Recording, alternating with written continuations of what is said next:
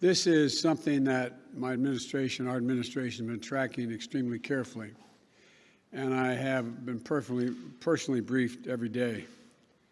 The Department of Energy is working directly with Colonial to get the pipelines back online and operating at full capacity as quickly and safely as possible. The FBI also is engaged to assess and address this attack. The agencies across the government have acted quickly to mitigate any impact on our fuel supply. And over the weekend, at my direction, the Department of Transportation issued an emergency order to loosen restrictions on truck drivers in order to allow more fuel to be transported by a tanker. We're prepared to take additional steps depending on how quickly the company is able to bring its pipeline back to full operational capacity. The Federal Bureau of Investigation has determined Colonial's network was infected by ransomware, and it's a criminal act, obviously. FBI released details of the attack so others can take steps to prevent being infected. My administration takes this very seriously. We have efforts underway with the FBI and DOJ, Department of Justice, to disrupt and prosecute ransomware criminals. And my administration will be pursuing a global effort of ransomware attacks by transnational criminals who often use global money laundering networks to carry them out.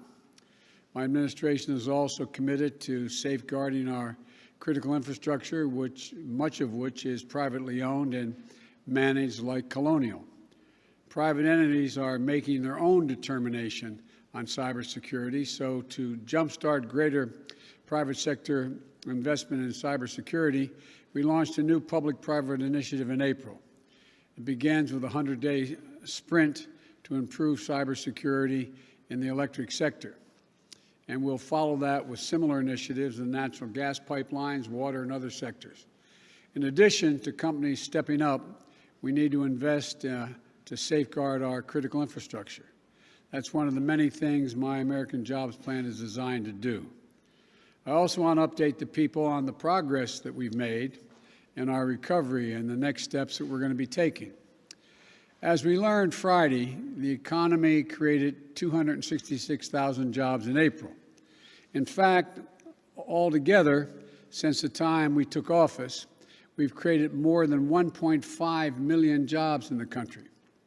It's the most jobs created in the first 100 days of any president on record, more than 3 times the solid job creation that President Carter saw in his first 100 days, and more than 6 times what President Reagan saw.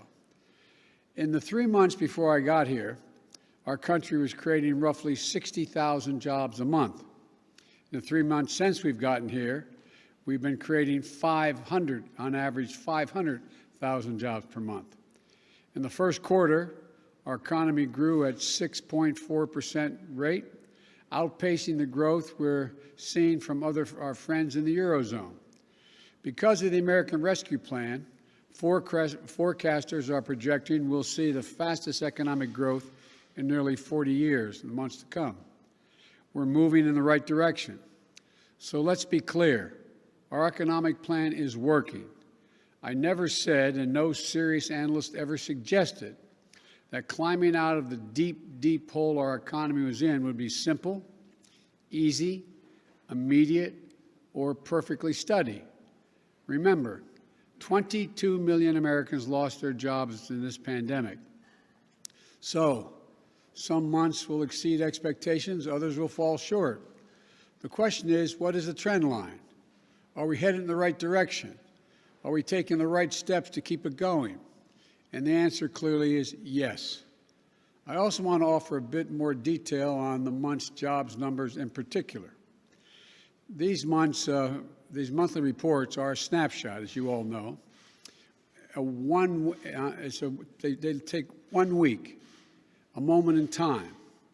Since this snapshot was taken around the week of April the 12th, since then, COVID-19 counts are down by more than 40% since then, and vaccination rates among working-age Americans has roughly doubled since then.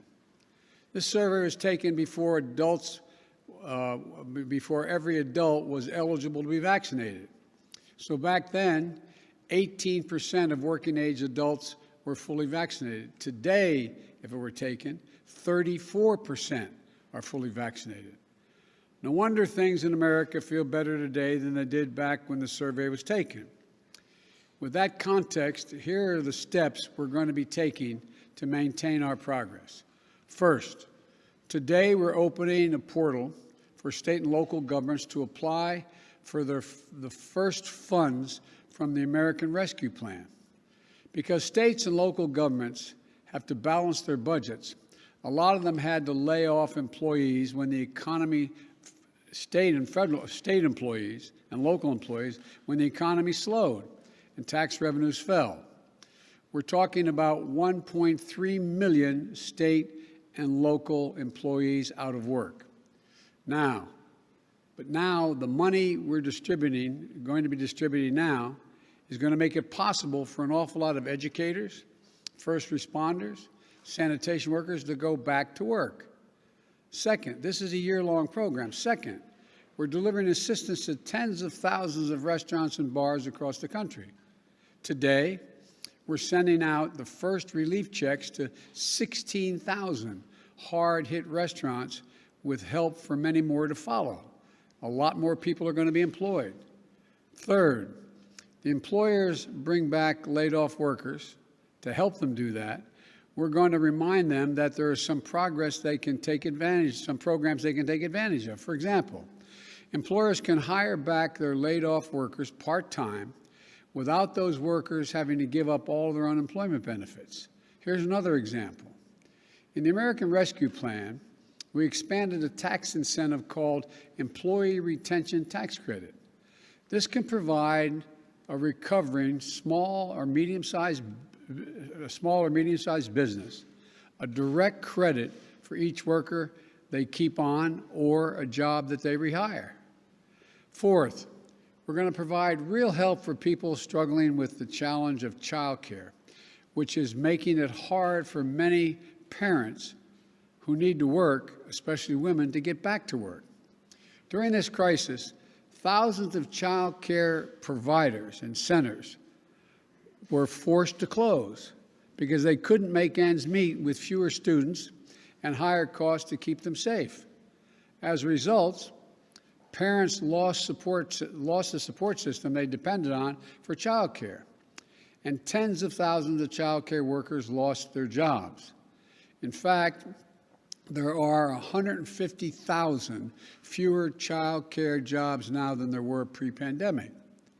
The American Rescue Plan has already allocated funds to states to address the immediate challenge to our economy and of too few child care operations. This is the largest investment in child care since World War II. Today, my administration is releasing guidance to states to help get the funds they need out the door as quickly as possible to allow dramatic expansion and availability of child care in this country. With these funds, states can help hundreds of thousands of providers reopen and stay open and provide safe and healthy learning environments for more than 5 million children. These funds will also allow states to provide over 800,000 families with subsidies to pay for child care.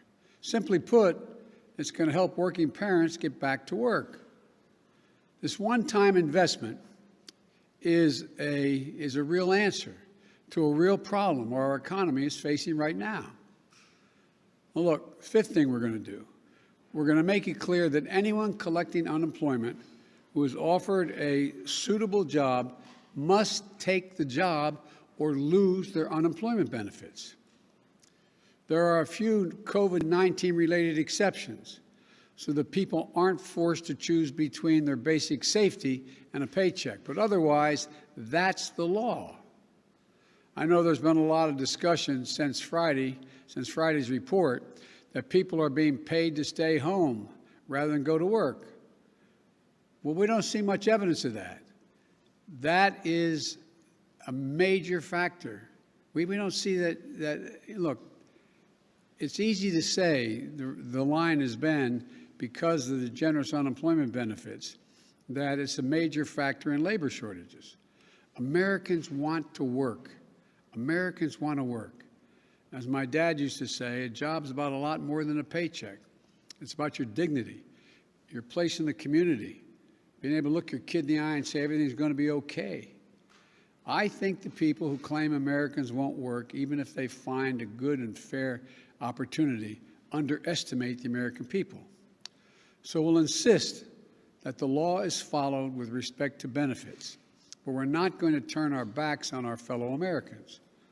22 million people lost their jobs in this pandemic through no fault of their own.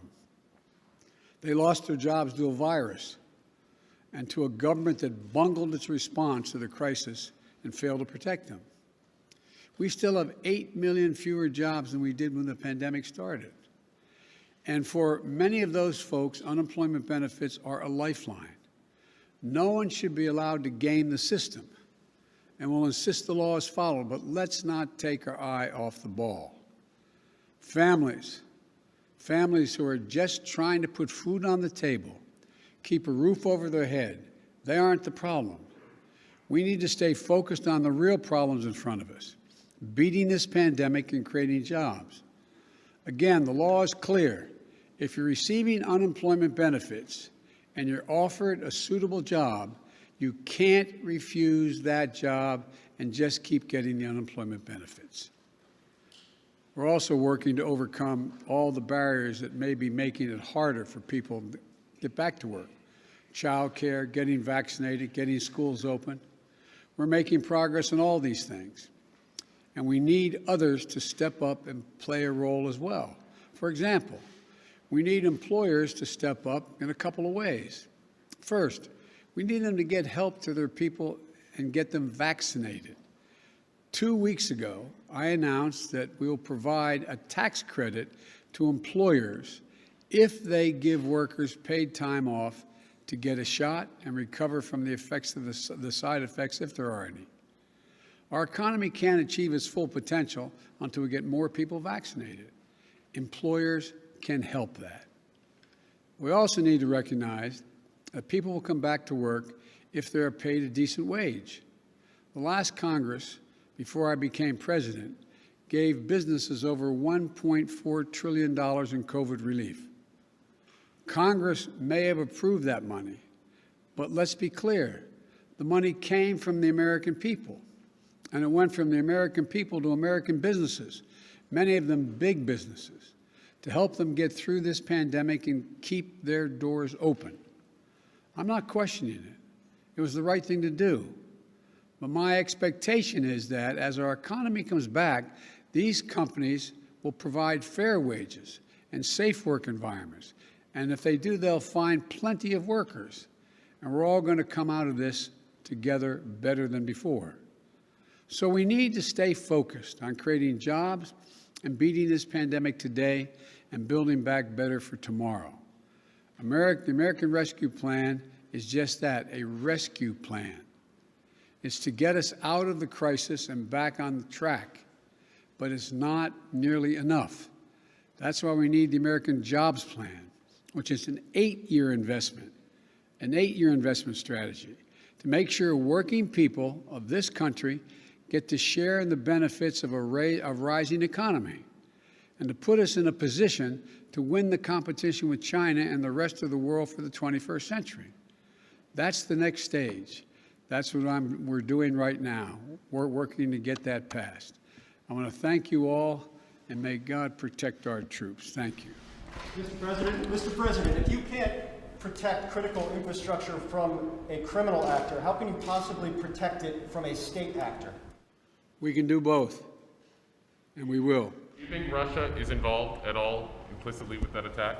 I'm going to have a conversation. I'm going to be meeting with President Putin, and so far there is no evidence based on from our intelligence people that Russia is involved, although there is evidence that the actors' ransomware is in Russia. They have some responsibility to deal with this. Thank you. Decided who will get the AstraZeneca doses, Mr. President?